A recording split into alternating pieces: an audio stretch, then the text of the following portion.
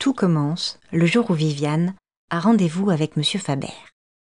Monsieur Faber travaille chez Bâti-Maison, un bailleur social. Il est chargé du lien avec les habitants, de développer les projets artistiques et culturels. Donc, ce qui est important, c'est que vous alliez à la rencontre des habitants. Oui. C'est pour ça qu'on a fait appel à vous. Vous avez bien noté l'adresse? Je vous ai imprimé un petit papier.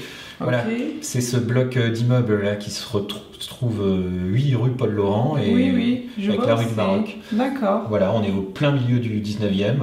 C'est à côté de Stalingrad, c'est ça? Voilà, oui, et le 18e. Je vois bien aussi, très bien. Alors ce qui serait bien, c'est que vous ayez un espace de rencontre, un espace de liberté, un endroit où les habitants pourraient venir parler de ce qui se passe, tout ça. Enfin, une bulle, quoi. Voilà, une espèce de petite bulle. Et un endroit où ils se sentent à l'aise pour pouvoir se rencontrer, parler de leurs voisins, voilà, raconter les belles choses qui leur sont arrivées, ou les moins belles aussi. Et avec tout ça, vous nous faites une vidéo. D'accord. Écoutez, c'est parfait. Moi, j'ai bien bossé dessus, donc j'ai les 2 personnes qu'il nous faut. En fait, c'est des personnes qui sont hyper polyvalentes. Un binôme assez équilibré, ça va être parfait, ça pourra se faire assez rapidement, ce sera très fluide. Et si on a besoin de plus de personnes, on pourra faire appel à 1 ou 2 bénévoles. Mais là, je pense que ça va rouler, c'est parfait. Écoutez, ça me semble très bien. J'ai les contrats, je vous envoie ça par mail, vous me les signez et puis c'est parti. Ok, très bien, ça me va. Eh bien, à bientôt alors. Viviane est heureuse. Une nouvelle mission s'ouvre à elle. Viviane est une femme de transmission et de conviction. Son credo, l'art appartient à tout le monde. J'avais déjà travaillé avec elle quelques années auparavant. Allô, oui. Oui, allô Stéphanie. Comment vas-tu? C'est Viviane. Écoute, c'est calme, mais ça va pas mal, merci. Écoute, j'ai un projet qui pourrait t'intéresser. Donc, c'est un projet de film avec les habitants d'un groupe d'immeubles. Et là, tu aurais une salle pour tourner au sein de l'association UBTC. C'est super, mais c'est quoi UBTC? En fait, c'est une association qui fait de l'aide aux devoirs et qui organise des rencontres avec les femmes du quartier. Ok. Donc, si t'es ok pour venir, tu commences mardi. Bon, mais écoute, je marche, c'est super nouvelle. Le groupe d'immeubles se trouve à quelques stations de métro de chez moi. Nous sommes voisins. 4 stations, c'est pas grand-chose. Et pourtant, le coin où je vis, touristique et comme arrêté dans le temps, ne ressemble pas du tout au flux urbain qui me saisit quand je sors du métro.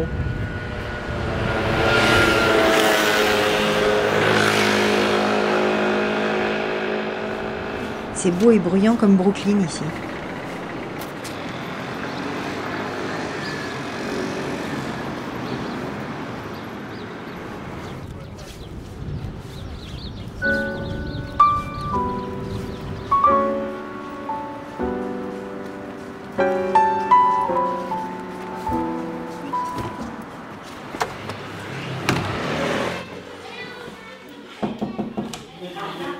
Bonjour.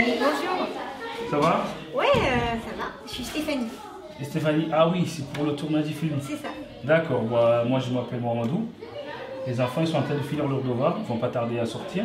Ouais. Je vais leur faire une petite annonce et je reviens. Mais super, je te Ok. remercie. À Ça tout à va. l'heure, merci. Ok, les enfants, écoutez-moi, il y a un tournage dans le film qui se passe à la rue du Maroc et la rue Paul-Laurent. Si vous êtes intéressés, vous pouvez rester. Donc les devoirs, on a terminé, vous pouvez rentrer chez vous. Allez, c'est bon, à demain.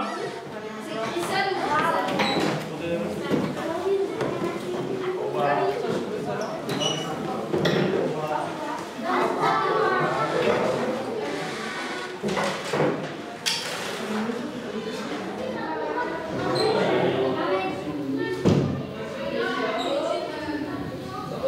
Qu'est-ce qu'on va faire?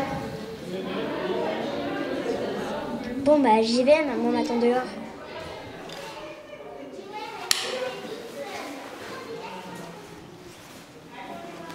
Salut. Bon, malgré tout le travail préparatoire de Viviane, aucune famille ne souhaite pour l'instant participer au tournage. Alors je commence à attendre. Et puis, à attendre encore.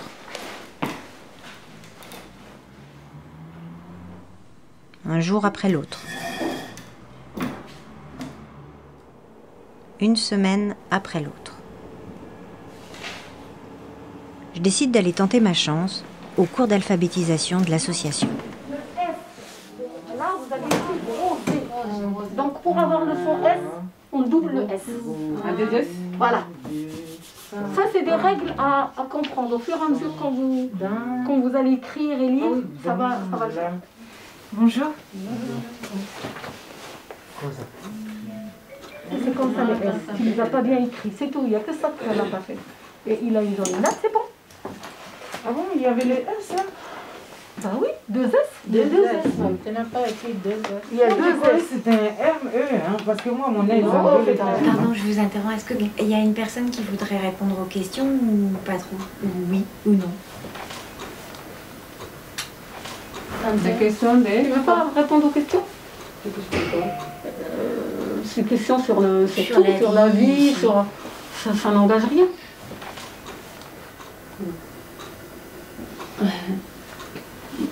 Et toi?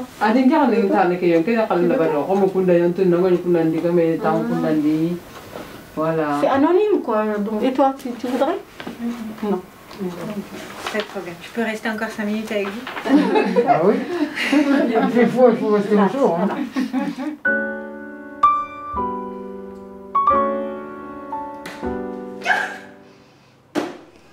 C'est long, c'est long. Et puis qu'est-ce que je vais dire à Viviane? Personne ne veut me parler, j'y arrive pas. Et puis d'abord, pourquoi personne ne veut me parler? Parce que les temps sont durs, les gens ont autre chose à faire. Parce qu'ils refusent d'être filmés par conviction religieuse. Parce qu'ils ont peur du qu'en dira-t-on, de ce que va penser leur voisin. Parce que ma tête ne leur revient pas. Je sais pas, moi.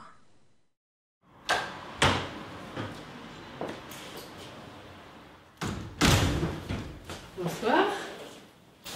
C'est bien ici, l'atelier vidéo. Ah, je suis contente de vous voir. Ah bon. Asseyez-vous, je vous en prie, allez-y.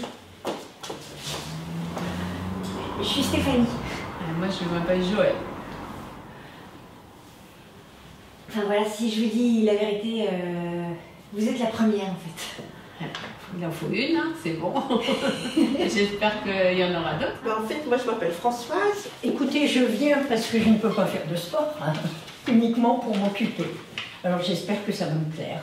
Bernadette, Françoise et Joël, je suis très contente de vous accueillir. On va pouvoir commencer à fabriquer un film ensemble. Pour tout vous dire, vous êtes les 3 seuls parce qu'il n'y a personne d'autre en fait. Ah mais alors là, Qu'est-ce que vous avez fait comme publicité? C'est à ce moment-là que je comprends que ces 3 femmes vont s'impliquer au-delà de mes espérances. Je pense que le bouche à oreille, essayer de contacter les gens, vous mettre dans les halls de ces bâtiments. Moi, je veux bien contacter Sylvie Moulin, la gardienne. La première fois que j'ai vu Sylvie, elle m'a fait penser à un sage indien en train de garder son village. Sylvie, on peut compter sur elle. C'est elle qui m'a ouvert les portes des halls des immeubles, au propre comme au figuré.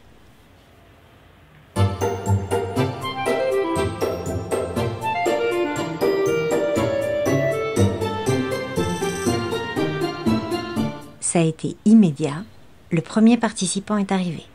Je peux vous demander votre nom? Philippe, mon prénom. Suivi de beaucoup d'autres.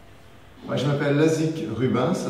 Je m'appelle Koudiaï. Je m'appelle Grégory Fergan. Je m'appelle Mia Ismail. Sophie. Timothée. Prénom c'est June. Sinon c'est Zhao. Je m'appelle Yuma Fofana. Alain. Bernadette. Oujra. Mon prénom c'est Charles, comme De Gaulle. Je m'appelle Fatoumata. Je m'appelle Aminata. Je m'appelle Ibrahima. Je m'appelle Lison. Je suis Madame Guetta, j'ai un nom de star. Moi, je suis Moussa Dafé. Mon prénom, c'est Monsef. Mon prénom, c'est Tidiane. Françoise. Hawa. Madame Mohamed Mariama. Benoît Hirschler. Neima. Je m'appelle Joël Cambon. Je m'appelle Paul Laurent. C'est vrai? Ouais. Vous voulez ma carte d'identité? Je vous jure, c'est moi Paul Laurent. J'ai déjà vu d'avoir son nom de... C'était le dauphin de Georges Marchais. Ah, c'est extraordinaire. Ah, la preuve.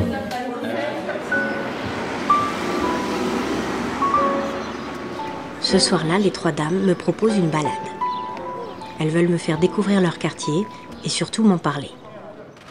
Et pour tous les autres habitants, ce sera la même priorité. Me parler de leur quartier et qu'on les entende.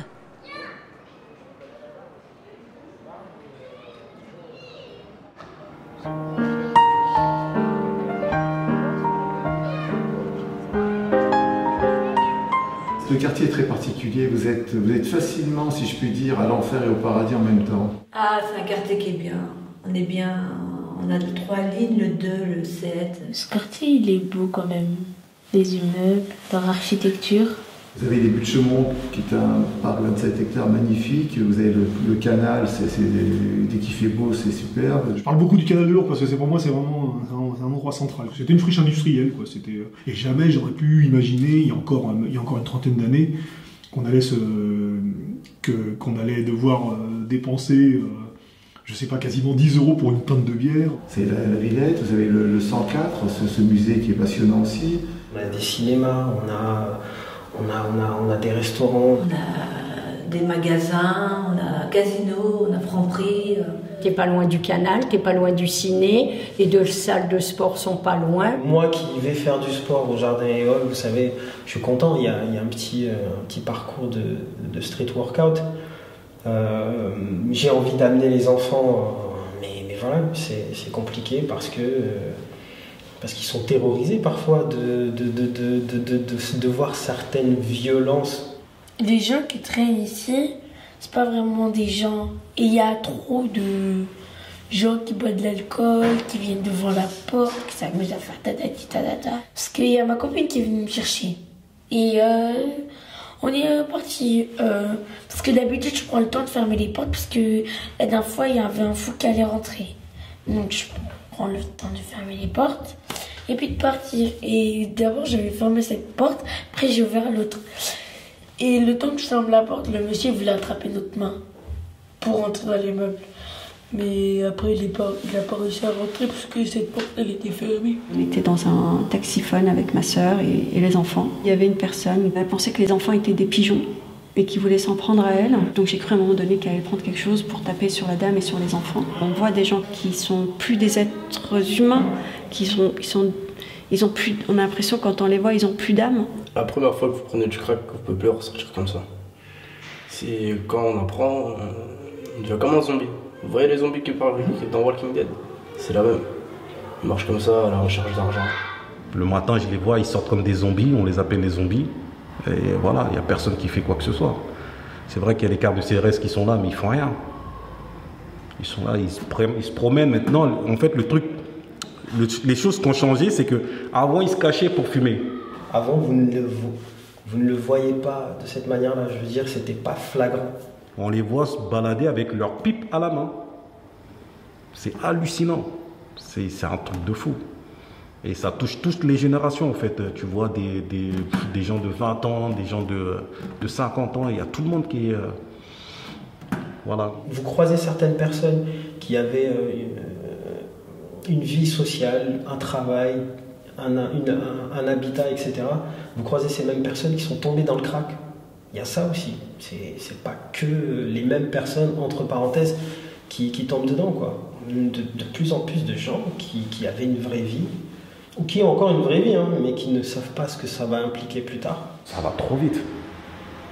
Ça va trop vite, ça va trop vite. Vous croisez des gens qui ont l'air bien physiquement, puis du jour au lendemain, vous les voyez avec 10, 15 kilos, 20 kilos de moins. Par ma fenêtre, je vois des choses c'est tellement horrible. On abuse des femmes qui sont eux-mêmes toxicomanes, ou parce qu'elles sont en manque, et qu'on utilise ces femmes pour assouvir leurs désirs sexuels.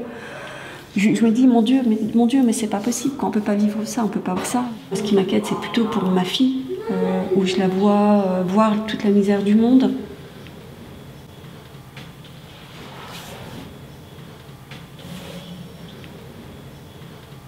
On peut s'inquiéter un petit peu de temps en temps. Après, ça a toujours été le cas dans ce quartier à Stalingrad.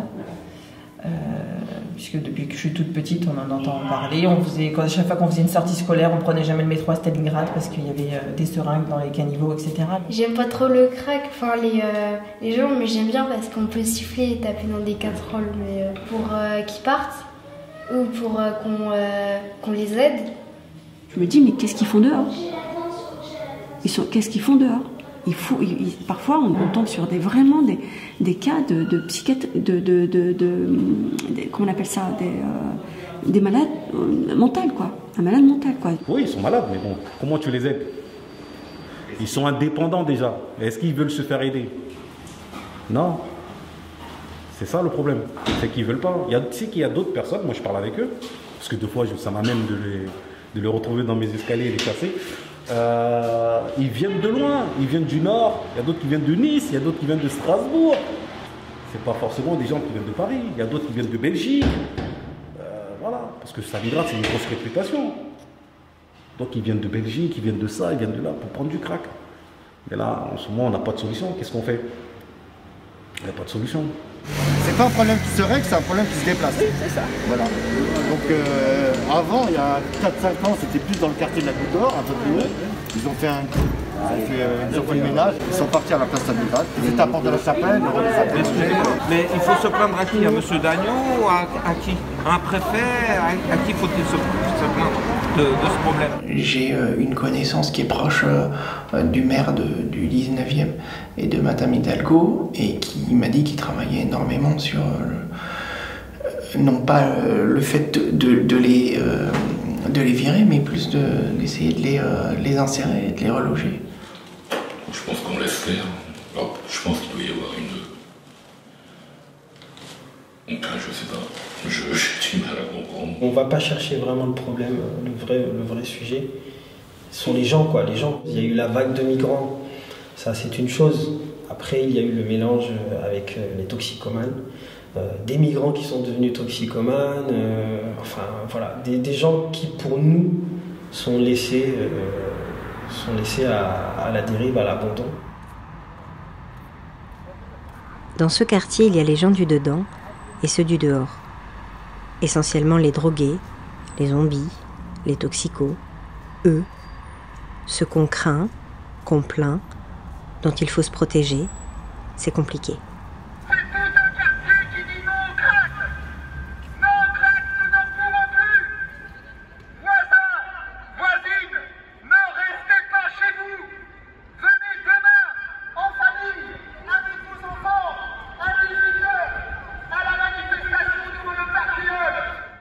Certains riverains, pour tenter de les déloger, ont tiré au mortier. Ah oui, oh là, les tirs de mortier, c'était l'horreur, c'était un cauchemar. On s'est cru dans un film de guerre. Quand ils ont été évacués par la police, il y a eu une trentaine de toxicomanes qui sont revenus sur la rue du Maroc, c'était impressionnant. Celui qui a fait ça, sincèrement, je ne veux pas cautionner, mais je peux les comprendre. Vous avez entendu qu'il y a eu des tirs de mortier à Stalingrad? Oui. Bah moi j'ai peur de rentrer chez moi. Écoute, je sais pas moi, tu peux prendre un taxi ou au pire on te raccompagne. Non, mais je pense que tu n'as pas à avoir peur. Ça se passe très tard le soir ou la nuit. Oui, non, puis c'est un problème entre les toxicomanes et les riverains. Ils ne s'attaquent pas aux gens qui passent, hein, non? Mais dis donc, vous n'êtes pas stressé, hein? On a l'habitude, hein? Les trois dames vivent leur vie dans le quartier. Elles vont faire du sport, elles vont voir des copines, elles vont au cinéma, puis elles rentrent chez elles. J'aime mon appartement, je l'ai bien aménagé à mon goût, c'est un vrai bazar mais ça me plaît bien. Non mais de toute ma vie, j'ai jamais eu un appartement aussi confortable quoi. Enfin depuis que j'habite à Paris, j'ai habité des chambres de bonne ou des... Quand je me suis mariée, j'avais un appartement où il n'y avait pas de toilette, il fallait aller sous le palier, donc pas de machine à laver, rien de tout ça, il n'y avait pas de place quoi. Donc il y avait juste un point d'eau dans la chambre et puis dans la cuisine, c'est tout. Donc ici, pour moi, c'est beau, c'est un bel appart. Moi, j'ai ma chambre, mais il vient squatter ma chambre. Parce que mon grand frère, il me vire de sa chambre. Il dit que c'est sa chambre. Il y a une douche et une salle de bain, donc c'est cool. Il n'y a pas tout le monde qui doit attendre à la queue que quelqu'un se termine de se laver. On a de la place, hein. Et le salon qui est grand, quand même. Les toilettes, elles sont grandes aussi. J'ai des grandes toilettes, j'ai jamais vu des toilettes comme ça. Ma chambre, elle a un balcon personnel. C'est-à-dire que j'ai mon petit balcon à moi, je peux mettre une table, des chaises. J'ai une vue de folie, je vois en face le Sacré-Cœur. Les immeubles sont assez sympas, ce sont des immeubles d'architectes. Quand tu es dessiné, donc avec des niveaux un peu différents, des étages un peu différents, c'est assez particulier comme... Bon, j'ai une terrasse, on est bien équipé si vous voulez. C'est entretenu. J'étais en vacances, j'étais à Madagascar. Quand je suis arrivé, je trouve qu'ils sont en train de faire les travaux, mais tout fait la peinture, les parquets et tout. Ça change. Et la voisine aussi, il a mis les petites plantes partout. Là, c'est sympa. Dans l'immeuble, ce qui est bien, c'est qu'on a un ascenseur. Des problèmes d'ascenseur assez j'aime pas en parler parce qu'on c'est souvent quand on en parle. Moi, j'en ai marre de monter tous les jours les 6e étages. Depuis qu'on est arrivé, le parking est fermé et avait déjà été fermé depuis des années. Il y avait des jeunes qui étaient venus dans le parking, une femme les a foutus dehors. Les toxicos qui entrent au sous-sol, ça, mais par contre on est solidaires là-dessus. On a de la chance d'habiter ici, quoi. C'est un immeuble vraiment... on est les premiers à habiter. Quand même, c'est... faire quand même un peu d'éloge pour cet immeuble. Je sais pas. Dire... parce que... c'est tellement de gens qui n'ont pas de logement, qui souffrent, Emmaüs, enfin, je sais pas. Des SDF, tout ça. Je vois, hein, ça me sensibilise. Hein, de voir qu'il pleut, je vois des... Ce qui est un peu triste, c'est qu'il y en a dans la rue, quoi, j'en vois. C'est ça qui me rend un peu triste, de voir ça. On sait pas quoi faire, mais bon. En fait, cet immeuble-là, il a toujours été tranquille, quoi. Ça a toujours été, on va dire, un oasis de tranquillité dans un désert de misère, quoi. Je sais pas comment dire.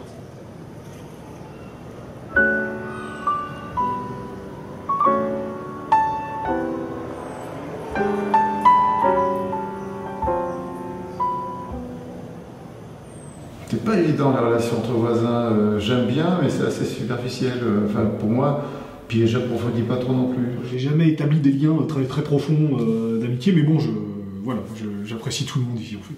Je déteste personne, sinon j'ai jamais eu de soucis avec personne, quoi. On est à Paris, les relations paliers sont assez sommaires, si je peux dire. Dans le couloir, dans l'ascenseur, on se dit bonjour. Bonjour, bonsoir. Voilà. C'est des bonjour, quoi. On se salue, ça va, oui, bon, c'est tout. C'est les gens, ils font leur vie, ils avancent, ils s'en foutent, on s'arrête pas, on regarde pas les gens, ou voilà. Il n'y a pas trop d'intimité entre les gens, mais c'est bien aussi. Il y a une expression qui dit en fait, madame, fais le ménage chez toi, t'auras pas le temps de faire le ménage chez les autres. On n'est pas proche, mais on se dit bonjour, on se dépanne. S'ils ont un besoin ou un truc qu'ils me demandent, il n'y a aucun problème. Enfin, moi, ils me tapent à la porte, moi, spontanément, je leur rendrai service. J'ai réglé toutes les portes escaliers ici. Ça va faire clic. Toutes les portes de l'immeuble, du 8e jusqu'au 0, c'est moi. C'est vrai qu'on trouve de l'aide, de la sympathie. Et un jour que il y avait personne chez moi et que j'attendais devant la porte, ça faisait plus de 30 minutes que j'attendais, mais le fils de ma voisine il m'a proposé de m'acheter quelque chose. Et j'ai dit oui. Je rangeais mon scooter, j'ai oublié mon téléphone en bas et j'ai eu peur. Après j'appelle dessus et je vois que c'est le voisin d'à côté en fait de l'immeuble en face, que je crois souvent dans le parking d'ailleurs, super gentil, avec une grosse moustache, lui on peut pas le rater. Hein. Ils sont gentils, mes voisins.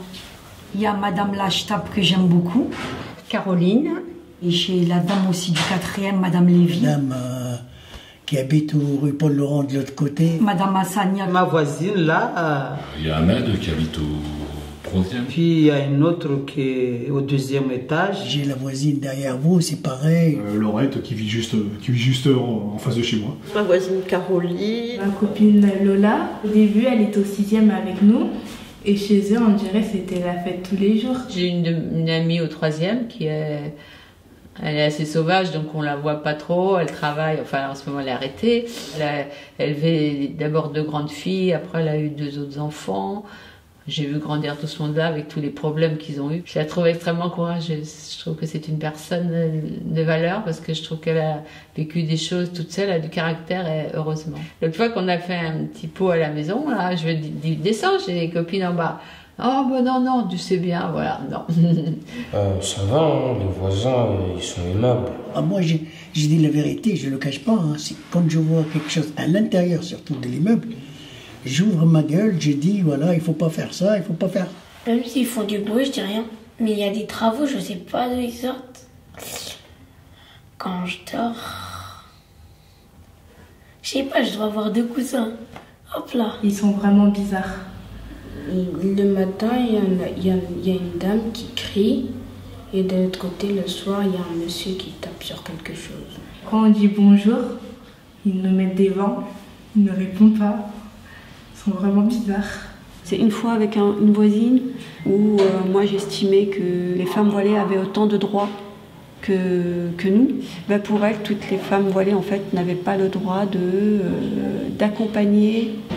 Voilà, c'était la sortie d'école, donc il y a eu une petite histoire. Donc il y a eu après une accusation comme quoi j'aurais mis des clous dans la serrure, l'intervention de la police, des plaintes, qu'ils allaient prendre des empreintes. Donc c'est le seul moment où ça a été vraiment désagréable. Grâce à la solidarité de tous les locataires, qu'on a fait une association, on s'est battu avec la mairie, le commissaire de 19e arrondissement et le PAC et Paris Habitat pour que on fait dégager les gens qui habitent ici avant. C'est des trafiquants. Je pèse mes mots, hein, parce qu'on a eu marre. C'est le voisin de qui se trouve à ma droite toute la journée. On entend ce bruit. C'est un bruit d'oiseau. Je sais pas. Je crois qu'il est dans une volière. Ils sont gentils, mes voisins. J'ai des voisins quand même tous assez polis quand même. Et j'ai fait rire beaucoup de personnes de ma famille parce que j'ai dit je dois pas faire mon âge parce que personne n'est venu taper à ma porte pour voir si j'avais besoin de quelque chose pendant le premier confinement. Donc c'est ce qui m'a remonté un peu le moral, peut-être, j'en sais rien. Je pris ça à la rigolade en me disant peut-être. Non mais c'est vrai, je me dis quand même, c'est un immeuble où il n'y a pas tant de solidarité que ça, quoi. Parce que je pense que dans des moments comme ça, on s'occupe un peu de ce qui se passe, quoi. Vous savez, on est tous de passage sur Terre et on ne sait pas à quelle heure c'est notre dernier jour. Donc ça sert à rien qu'on se fasse la tête ou Je sais bien qu'on a tous des problèmes dans la vie, mais bon, il faut savoir que la personne qui est en face de vous, elle y est pour rien. Le Club des 5, ça vous parle? Alors moi, pas du tout. J'étais plutôt avec la comtesse de Ségur. Ah ouais, moi, génial. Ouais. J'adorais. Avec les copains et copines, on jouait des petites scènes du livre, on se prenait pour des aventuriers. Dites-moi. Oui. J'ai un petit souci. Non. Non. En fait, qu'est-ce qu'on pourrait demander aux habitants qu'on interviewe pour mieux les connaître? Oh là là. Je sais pas du tout, là.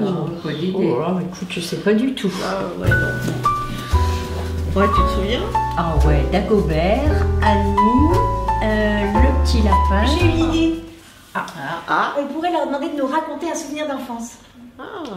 Ouais. Quand j'avais 9 ans, j'allais vendre des fleurs. Je plantais des gerberas que j'allais vendre pour mes maîtresses d'école. 20 francs, et je donnais 10 francs à ma mère et 10 francs pour moi, et j'achetais une petite voiture majorette à 9 francs 50. Je me souviens une fois qu'on a suivi le boucher qui s'en avait fait le cochon. C'est pas des choses qu'on voyait tous les jours, et nous, tous les gamins, on suivait ça. J'ai pas beaucoup de souvenirs de mon enfance finalement. J'ai le souvenir de Noël blanc, où on jouait dans la neige pendant les vacances, des repas de famille, le sapin. Qui est partie de pêche avec mon père, elle travaille dans le jardin. Les images qui me viennent à l'esprit, à ma jeunesse, j'étais heureuse. J'étais une enfant heureuse, j'étais bien. J'étais libre. Voilà. Ouais, j'étais au collège à côté, Georges Méliès. Par contre, c'est vrai qu'il y a 20 ans ici, c'était très très chaud. Le 19e, oui, c'était... Bon, c'est un quartier qui était vraiment populaire au sens littéral. C'était bien, beaucoup de copains. Des bons copains à moi, ouais, que je revois de temps en temps. J'ai fait Méliès, je fais toutes mes écoles ici, toutes mes classes. On était au stade ou au terrain de basket Stalingrad. Dès qu'il a construit, on était là-bas, voilà, on faisait les allers-retours. On était vraiment dans le quartier, on partait pas sur le canal, tout ça et tout. Non, c'était pas pour nous ça. Premier souvenir, la fête de quartier. Il y a des stars qui sont venues. Jamel Debbouze, première fois qu'on le voit. Je crois il y a 20 ans à peu près.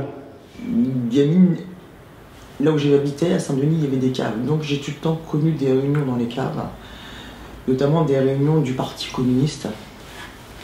Et puis nos amis nous donnaient des cours du Parti communiste. Parti communiste, sur le marxisme, ça pouvait être sur le capitalisme, ça pouvait être sur la solidarité, aller vendre Pif, aller vendre l'UMA, tracter, bien nous aider à travailler la fête de l'UMA. On a connu ça gamin, quoi. Je devais avoir 5 ans, c'était les années 70, donc vers 76, par là. Je me rappelle parfaitement, on était avec mes parents sur la terrasse d'une brasserie en face des buts de Chaumont, en face de la mairie, et Paul Laurent est venu, et mon père le connaissait parce que mon père était communiste à l'époque, il militait. Et moi j'ai tendu la main, et bonjour Paul Laurent, je me rappelle de ça. Il était donc député communiste de Paris, je crois, donc du 19e arrondissement, et c'est assez amusant parce que donc comment dirais-je, d'habiter la rue qui porte le nom de quelqu'un que j'ai eu le plaisir de rencontrer.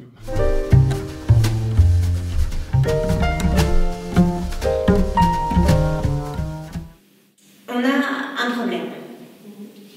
Viviane a visionné les images et nous n'avons aucun témoignage d'habitants entre 18 et 30 ans. Est-ce que vous pouvez m'aider? Moi, je pense pas. Moi, je vois pas. À votre avis, pourquoi les jeunes entre 15 et 20 ans ne veulent pas être filmés? Parce qu'ils ont la flemme. Parce qu'ils ont honte. Ou soit ils ont peur. Ou parce qu'ils veulent pas être connus. Ou ils sont plus renfermés. Ou soit parce qu'ils se trouvent moches. Soit ils ont peur que leurs potes ils se moquent d'eux après le visionnage. Ou soit parce qu'ils font des trafics. Je m'appelle Adama, j'habite ici depuis 2013. Quand je suis arrivé, le premier endroit où je suis allé, c'était au parc avec mes soeurs. Mais je connaissais pas beaucoup de gens, mais j'ai vite fait connaissance. Après, c'est tout. La vie dans le quartier, c'est bien. Je reste dans le parc, juste à côté. Là. Il y a un jardin, il y a des parcs, c'est bien. Je reste avec mes amis, on parle, on s'amuse. On parle de tout, en vrai. De tout. Tout. Du foot, des filles. Le sport, les séries. Ça me suffit, c'est tout. Depuis qu'on est tout petit, on reste toujours avec les mêmes personnes. Parce que ça change pas. On va pas aller voir ailleurs, c'est comme ça. Ils sont tous là. C'est dur de dire ça comme ça quand même. Ils sont tous là. À part peut-être quelques-uns qui ont déménagé, sinon c'est tout. Après, je vais pas dire on est dans un chic arrondissement, on est dans le 19e. On n'a pas de bâtiment haussmannien, tout ça. Vous voyez ce que je veux dire? En mode, aller dans Paris, c'est beau de ouf. Moi, quand je viens ici, on dirait que je suis pas dans Paris. C'est pas Paris pour moi. Je me dis ici, c'est une cité. Nous en mettons des HLM, ceux qui n'ont pas une énorme grande rémunération. Ceux qui viennent de. Comment dire? D'autre part, d'immigration. Ils sont un peu tous séparés. Mais après, il y en a qui ont réussi leur vie, il y en a beaucoup. Mais. C'est pas donné à tout le monde. Ah voilà, c'est une poignée. Je pense que plus tard, je vais faire une entreprise. Ou ça, je vais travailler dans une entreprise. Si je travaille dans une entreprise, c'est pour savoir ce qu'il faut faire. Après, je vais faire ma propre entreprise. Moi, d'abord, je fais le bac. Après, ensuite, je vais faire un DUT. C'est ce que je veux. Et après, c'est fini. Et rentrer dans une école d'ingénieur. Moi, c'est de finir millionnaire. En tout cas, quelque chose qui rapporte de l'argent. Plus tard, je voudrais devenir sage-femme. J'ai eu l'idée de devenir sage-femme en regardant les reportages avec mon père. Et aussi la série Baby Boom, qui parle de sage-femme qui doit faire face à plusieurs naissances. J'aime bien l'aspect d'équipe. Travailler à la crèche, hein. J'aime bien les enfants, j'adore. Oui, ou soit être directrice de crèche. Ouais. Ce qui me révolte un peu, c'est que les femmes soient en arrière, alors que les hommes sont plus mis à l'avant. Dans la religion musulmane, on a droit à 4 femmes en tout. Mais moi, j'ai dit que mon mari n'aurait jamais 4 femmes. Plus tard, j'aimerais bien faire un métier en rapport avec le dessin parce que j'aime bien dessiner. Pâtissière professionnelle. Déjà, j'aime bien le foot. J'aime bien c'est le métier de comptable aussi. Non, je fais de la musique aussi, et du coup, j'aimerais bien que ça marche, mais c'est difficile. Mais ouais, c'est plutôt du R&B, un peu pop, voilà, c'est un peu le mélange des deux. Moi, ça me dérangerait pas de rester ici, mais dans les vraies villes, sinon, Dubaï. Ouais, moi aussi, c'est ce que je voudrais vivre plus tard. Continuer mes études et vivre à Dubaï.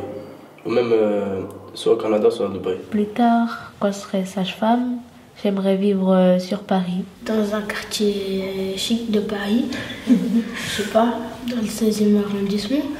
Sous le ciel de Paris chantent les amoureux. La la la la la la la la la la la la la. Paris, à vélo, on dépasse les autos. À vélo, en Paris, on dépasse les taxis. Champs-Élysées, palapapapam. Oh, Champs-Élysées, palapapapam. Je m'en vais voir les petites femmes de Pigalle. C'est mon amour, mon cardinal. Et la Tour Eiffel, il n'y a pas de chanson sur la Tour Eiffel. Je ne connais pas, je pense pas.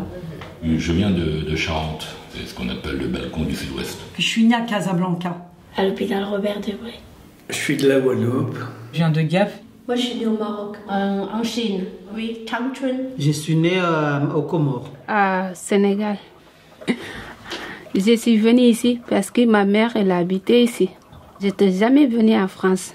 Je suis arrivée le 16 juillet 2016 à Paris, à 7h matin. Je regarde les meubles et partout il y a des mondes, il y a des voitures partout après. Je suis arrivée ici en 99. C'est ma mère qui m'a amenée ici. Bon. J'avais 20 et quelques. Comme mon mari habite à Paris, c'est pour ça que je venais. Mon mari, il était venu ici pour travailler. J'étais obligée de le suivre. Je me souviens très bien, je suis arrivée à Paris le 8 août 1983. J'étais arrivé en France en 89. En ce moment, j'étais marié, hein, j'avais environ 30 ans. Au Sénégal, je suis un cultivateur, l'arachide, c'est ça que je cultive. Ici aussi, je vis bien, mais ce n'est pas les mêmes vies. Moi, je travaille agent de nettoyage. Je fais les vitres, les shampoings moquettes, c'est ça mon travail. Je suis venu par avion. Je suis rentré dans ce restaurant, j'ai dit, bon, ben, je suis cuisinier. La dame me dit, mais vous savez faire quoi? J'ai dit que je fais un peu la cuisine française, mais afro-entière, au fait. La dame me dit, non, qu'ici on ne fait pas la cuisine africaine. J'ai dit, bon, on n'a qu'à me tester. Avant 10 jours, la cuisine française était pas. C'est la cuisine africaine afro-entière qui montait. Ça, c'était mon rêve d'habiter Paris. J'ai perdu ma mère de bonne heure à 12 ans, donc 12-13 ans. Donc déjà, je ne m'entendais pas avec mon père. Et en plus, bon, j'étais quelqu'un qui lisait beaucoup. Donc j'étais tout le temps enfermée dans la chambre à lire. Et moi, Paris, pour moi, c'était le rêve. Si j'avais pas pu partir, c'était d'avoir une roulotte et de partir. De toute façon, c'était de m'en aller de l'endroit où j'étais. J'ai venu depuis 2014. J'ai travaillé journaliste Bangladesh 12 années, j'ai travaillé au Bangladesh, journaliste. Beaucoup de politiques problèmes. Je pense quel pays pour moi sécurité. France, il n'y a pas de politique, il n'y a pas de rien, quelque chose. Tout le monde qui est ensemble. Pour moi, ça va. Je suis arrivée le 5 janvier, je connais très bien les dates. Le jeudi 5 janvier 1973, à 5h30 du matin, on était dans le métro gare d'Austerlitz. Vous vous rendez compte? Et on voyait les gens courir. C'était... Et il y avait encore, je me rappelle, le poinçonneur des lilas. Je pense 8 ans. Et je m'en souviens parfaitement. Parfaitement. Je me rappelle, mon père, il m'avait... Ah là là, je m'excuse, je l'avais supplié. Je lui ai dit, papa, j'ai trop envie de la paire de Clark dans une boutique à Tanger, juste avant qu'on embarque dans le bateau pour venir définitivement en France. Et alors, vous savez, c'est dur pour les parents quand ils laissent tout dans un pays venir comme ça. Il faut garder un peu d'argent parce qu'on ne sait pas, on n'a pas les papiers et tout. Vous savez comment ça se passe. Et comme mes parents, ils avaient un métier, et après, ma mère, elle s'est débrouillée pour avoir une carte de séjour par un patron, parce que c'était très facile de faire les documents, plus facile à l'époque que maintenant. Avant que pour moi, il n'y a pas de papier, maintenant tout est ça va. Moi, pour avoir ma carte, j'ai fait 10 ans pour faire... je pars chaque année et pour demander. Directement là, c'était 10 ans d'épreuve. J'ai eu mon papier en 2003. Vous voyez? Et c'est beaucoup va-et-vient, c'est beaucoup d'angoisse. Mes parents sont d'origine sénégalaise. Mes 2 grands-pères étaient tirailleurs sénégalais, d'où le fait qu'il a été naturalisé. Du coup, j'étais français dès la naissance. J'ai passé mon enfance à Créteil, au Sénégal, à Saint-Denis. Je suis bordelais, je suis du sud-ouest, mais sinon je suis né à Dakar. Je viens du sud. Moi, j'ai passé mon enfance à Place des Fêtes, dans le 19e encore. Je suis originaire d'Auvergne. D'un petit village qui s'appelait Charma. Du Bourbonnais, plus précisément, puisque les Bourbonnais ne sont pas auvergnats. Du nord de la Tunisie. J'avais des croyances. Donc c'est par rapport à ces croyances, quand on est arrivé sur Paris, elles n'étaient plus en fait. Pour nous, tout le monde était... c'était des blancs aux yeux bleus, par exemple. Je croyais qu'en France, il n'y a pas des arbres. Et j'ai arrivé en France et j'ai vu qu'il y a des arbres partout. Les jours, on dirait qu'il fait nuit à Madagascar et ici, toujours, il fait jour. Et j'étais un peu étonnée. Moi, c'est arrivé à Paris, j'ai vu de l'avion, c'était gris. Je suis arrivée à la gare Saint-Lazare. Il y a des grands murs de chaque côté des voies qui sont tout noirs. J'ai fait, les gens vivent là. Et c'est vraiment le truc qui m'a choqué de voir Paris avec ces grands murs noirs. J'étais un peu stupéfait. C'était pas beau. Pour moi, c'est ce qui me reste toujours. Mais moi, en France, beaucoup de personnes aident moi. Et en France, personne beaucoup aident moi.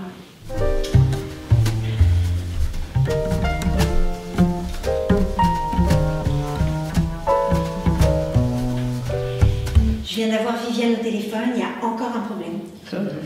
Ouais. Bon. En fait, elle me dit, ces immeubles, ça représente la mixité. Mais ton film, il parle pas de mixité. Ouais, ouais, c'est vrai. Est-ce que cette mixité, elle existe vraiment?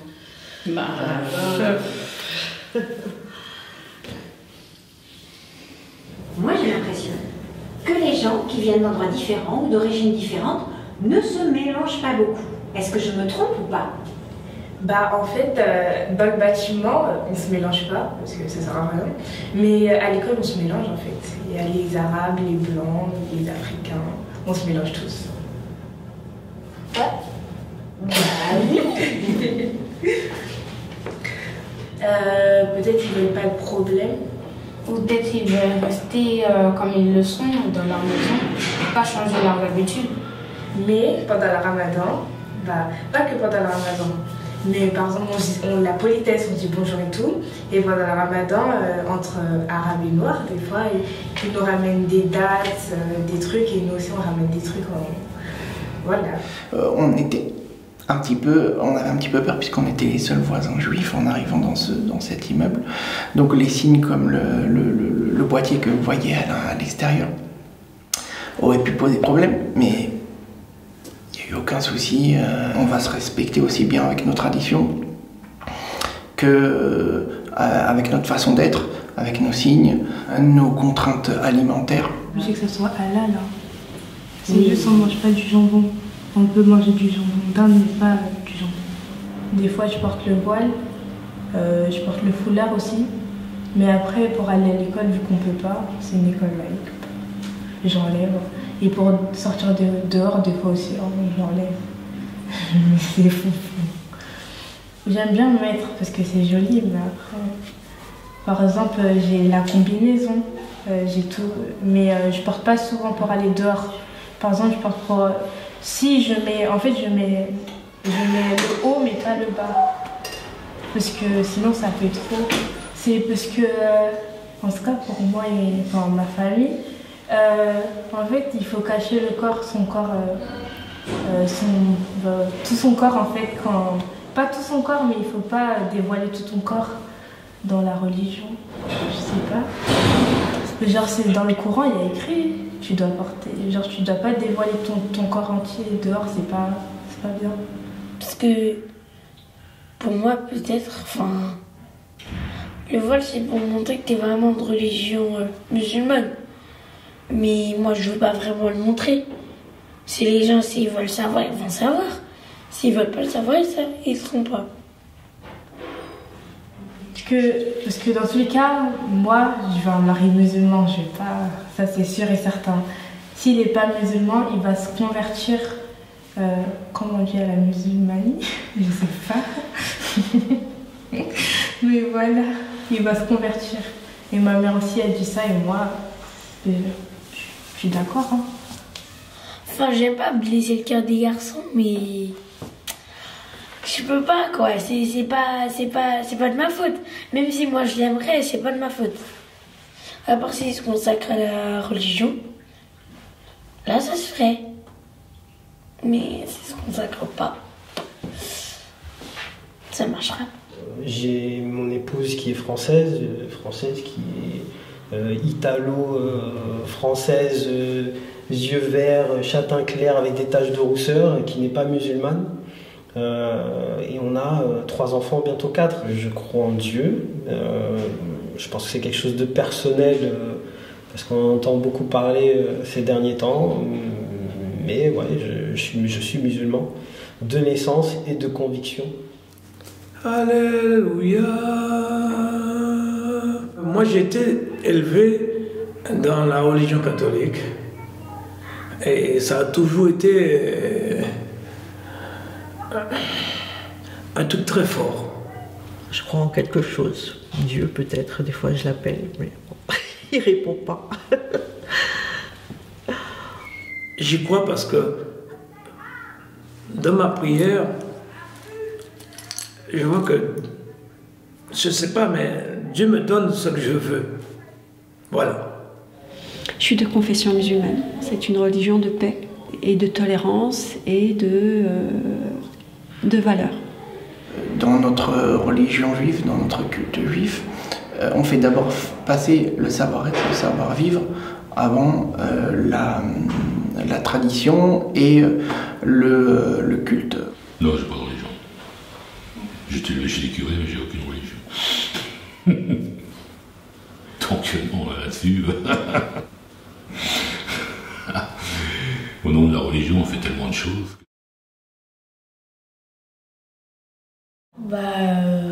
On a attendu 1 minute de silence et il y avait notre directrice dans notre classe. Et moi, il y avait le ministre du 19e, c'est pas? Le maire du 19e, il est venu avec notre directeur, des gens du collège, et ils ont dit de faire 1 minute de silence. Et au début, genre, pour moi, le monsieur, il n'avait pas qu'à faire c'était les caricatures, mais après quand on m'a bien expliqué, genre ça se fait pas de décapiter une personne comme ça, genre la personne elle avait pas de cœur. Genre encore, non, le poursuivre en justice, encore je peux comprendre, mais là le décapiter, ça se fait pas. Mais ça se fait pas parce que aussi, c'est pas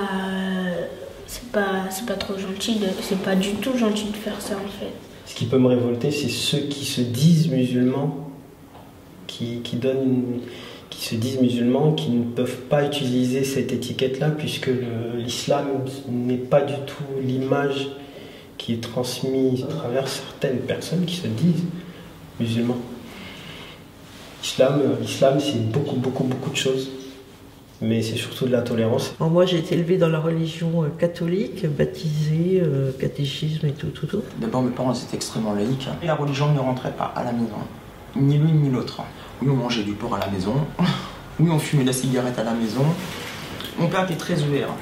Ma maman était catholique. Il n'y avait pas de place pour la religion parce qu'à l'époque, ils n'avaient pas le temps, c'était le boulot. Et il y avait du boulot. Je crois en Dieu. Je suis musulmane et pratiquante. Je crois, tout le monde croit en Dieu, mais seulement moi, je crois au prophète Mahomet. En tout cas, on ne doit pas juger les gens, c'est tout ce que je sais. C'est tout ce qu'un musulman il doit faire. Maintenant, vous savez bien, s'il y a le bien, il y a le mal. Obligé. Regardez mon pied là. C'est cassé, il y a une vis là, il y a 3 vis là. Et moi, j'ai posé la question à la mère de mon fils. Je lui ai posé la question, pourquoi tu m'as donné 3 citrons verts et tu sors de Guadeloupe au moment de la Toussaint? La Toussaint, c'est la fête des morts. 3 citrons. Ça, c'est la sorcellerie, mauvaise, méchanceté. C'est du Bénin, c'est haïtien. Ces gens-là sont méchants, danger. Je n'ai pas de religion. Nous, les musulmans, c'est la première chose, c'est la prière. On fait le ramadan. Et puis, même au Sénégal, on a aussi des chrétiens là-bas. Notre fête, ils viennent, on fête ensemble. Eux aussi, quand ils font leur fête, on passe là-bas. Ils vont fêter avec nous. Donc, on ne s'ignore pas. Dans notre immeuble, on a tout. On a de Monsieur Taïeb, il est juif, oui. Ouais, voilà. Il y a des chrétiens, il y a des musulmans. Dans notre immeuble, il n'y a rien à dire. J'ai pu constater avec 10 années de vie, ici je prends le cas de cet immeuble, il y avait toutes les religions, il y avait toutes nationalités. Et aujourd'hui, en fait, on a l'impression quand il y a un appartement qui se libère, quand il y a un couple de Français qui part, et comment se fait-il qu'on ne remet pas un autre couple de Français? Ils vont mettre des personnes de couleur, ou des Algériens, ou des Arabes comme nous, comme moi par exemple. Après, ça reflète au niveau aussi même de l'école. Hein. Quand on va à l'école, je vais à l'école de ma fille, il n'y a pas une véritable mixité. Et on se bat pour qu'il y ait plus de mixité, qu'il y ait de moins en moins de communautarisme. Mais le problème, c'est que après, est-ce que, par exemple, je prends Paris Habitat, est-ce qu'elle joue le jeu? Est-ce que la mairie joue le jeu? J'ai grandi dans un immeuble où on côtoyait les différentes religions, les différentes nationalités, et on a appris à se connaître et à comprendre l'autre. Il nous faut une vraie mixité pour que nos enfants de demain puissent grandir ensemble et se respecter. Il y a une évolution qui s'est faite. Moi, je m'en souviens, à mon époque, à l'école, il y avait toutes les communautés, il y avait toutes les religions. On avait des juifs, on avait des chrétiens, il y avait des musulmans. On était tous ensemble. Aujourd'hui, dans les écoles, la plupart, c'est tous des musulmans.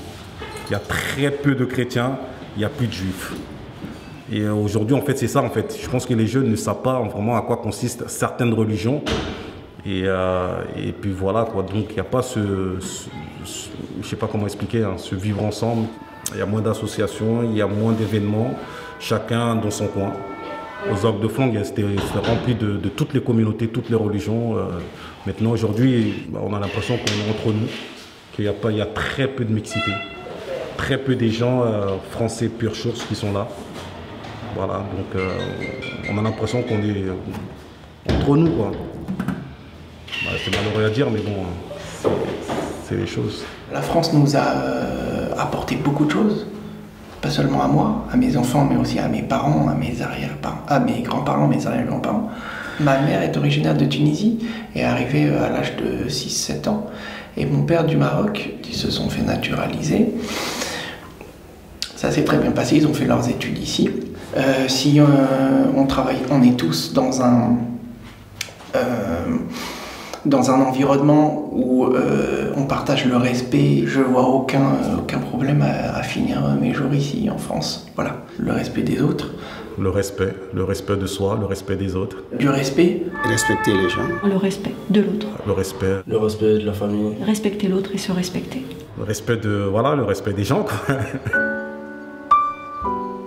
Après 8 mois de rencontres avec les habitants de la rue du Maroc et de la rue Paul-Laurent, après une crise sanitaire sans précédent que nous avons traversée ensemble, de nouvelles aventures m'appellent.